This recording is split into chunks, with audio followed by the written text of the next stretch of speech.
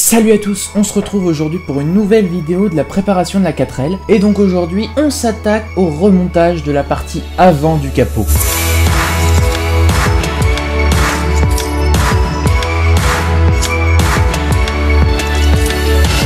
Donc aujourd'hui, on va remonter la partie avant du capot qu'on avait découpé lors du premier épisode et on avait peint tout ça lors du dernier épisode sur la partie 2 du capot. Je vous invite à aller voir cet épisode si vous l'avez pas vu. Et donc aujourd'hui, c'est plutôt tranquille, on va juste remonter et installer une petite grille anti-projection de cailloux. Enfin, vous allez voir tout ça, on y va. Donc tout d'abord, vous pouvez réinstaller du coup la partie du capot qui a été enlevée. Donc vous mettez deux tiges filetées provisoires pour voir si tout fonctionne bien et que ça rentre bien.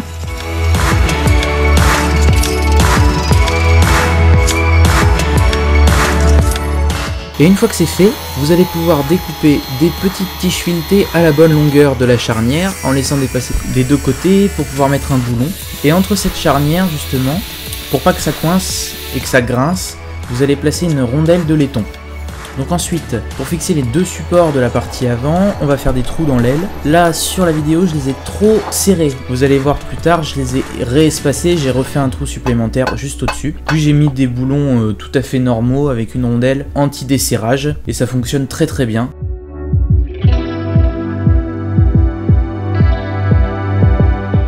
Donc voilà la petite rondelle de laiton que vous mettez, avec les deux écrous des deux côtés. Pareil, ça fonctionne très bien. Donc après, on redémonte ce qu'on vient de fixer, puisque pour y accéder, il faut le déboulonner. Et là, j'ai récupéré le câble qui tenait l'ancien capot lorsqu'on l'ouvrait, et je vais le refixer sur cette partie avant qui est mobile, pour pas que ça n'arrache les charnières quand on va l'ouvrir. Donc j'ai mis un rivet dans le bas du globe du phare.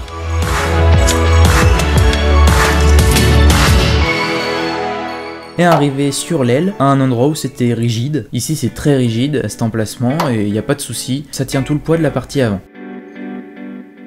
Ensuite on mesure l'ouverture qui se trouve derrière la calandre, donc jusqu'en bas. Hein. Ça va permettre de mettre un grillage d'inox, il me semble.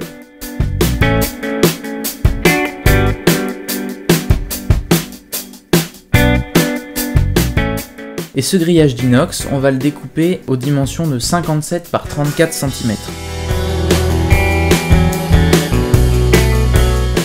Donc faites attention avec cette grille d'inox, c'est très pointu, les bords là, et ça perce les doigts quand on le coupe ou quand on le manipule. Donc faites gaffe à ça, je me suis fait avoir plusieurs fois et c'est pas très agréable.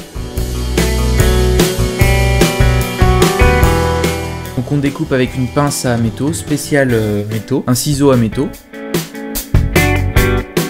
Une fois que c'est découpé, c'est une grille toute bête, mais on va passer un coup de peinture noire, enfin pour moi, histoire qu'on la remarque moins lorsqu'elle sera derrière la calandre. Ensuite, j'ai fait un rebord de 2 cm pour la caler bien sur le haut du capot. Et avec un emporte-pièce rond, j'ai percé des trous aux endroits où il y avait besoin d'accéder à un boulon, tout ce grillage justement. Donc allez-y franco, hein, faut le percer.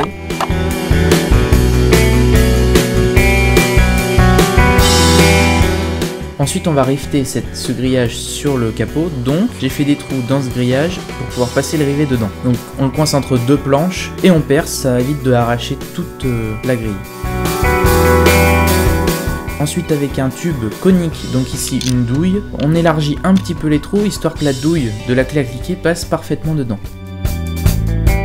Voilà tous les trous qui ont été faits dans la grille, il y en a pas mal. Soyez très minutieux sur ce travail là, parce qu'après ça rentre nickel et c'est très très classe. Donc ensuite on perce un trou, on met un rivet, on reperce un trou, on remet un rivet, on reperce un trou, on remet un rivet encore. Il faut faire petit à petit pour tendre cette toile derrière et qu'il n'y ait pas de faux plis ou quelque chose qui soit moche. Et donc voilà à quoi sert le rebord en haut, pour bien caler le grillage et qu'il ne puisse pas redescendre. Ensuite on peut refixer les clignotants, ici c'est encore ceux d'origine, j'en ai racheté par la suite, je vous expliquerai ça après. Voilà, donc ça se clipse très simplement, vous remettez les phares.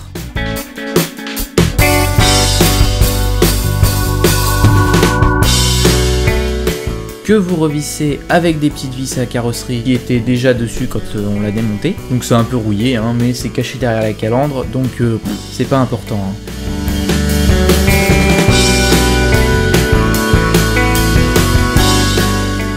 Après, je reclipse le faisceau derrière la calandre. Puis, je peux remettre la calandre qu'on a peint également à la couleur du capot. Et donc là, vous mettez les écrous des deux côtés. Les deux côtés sont accessibles. Et pour le reste, vous passez le boulon avec un petit chiffon pour le visser et pour pas qu'il tombe au fond, derrière la calandre.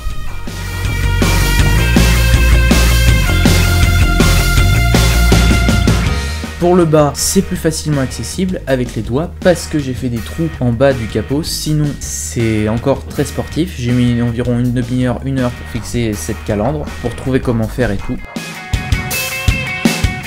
Mais voilà comment ça donne une fois que c'est fait. Donc c'est très propre, c'est plutôt classe. Et donc après on peut retirer le petit scotch de protection à la peinture que j'avais mis, que je n'avais pas encore enlevé. Voilà.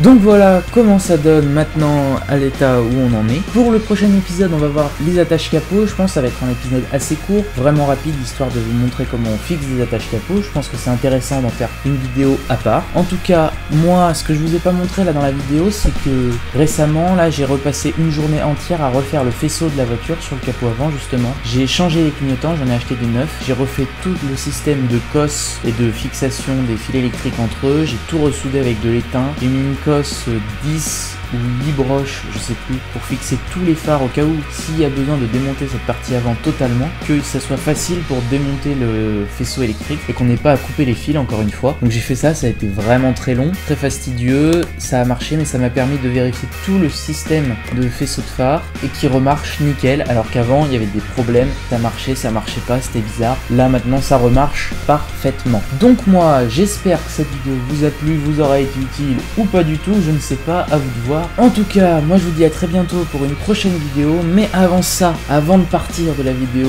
n'hésitez pas à vous abonner, à laisser un petit pouce bleu, ou pas, hein, comme vous voulez, mais surtout, n'hésitez pas à aller dans la description, il y a un Utip qui me permet d'avancer dans ce projet 4L. Lorsque vous regardez une pub sur ce Utip, ça me donne 5 centimes, donc c'est pas grand chose en soi, mais si vous vous y mettez à plusieurs, ça commence à faire des sommes assez sympathiques qui me permettent d'avancer dans ce projet 4L, et d'aller encore plus loin dans le délire de la 4L préparée pour faire un raid du désert de folie. Voilà, donc moi je vous dis à très bientôt pour une prochaine vidéo. Allez, salut à tous. Bon, tu peux liker, commenter, partager, tu peux t'abonner aussi bien sûr, tu peux aller voir mon autre chaîne YouTube qui est totalement différente, et puis comme t'as rien d'autre à faire, bah, va voir une autre vidéo, mais avant ça, va dans la description, tu vas voir il y a un petit lien, tu cliques dessus, il y a écrit Utip, et ça peut vraiment m'aider. Allez, salut!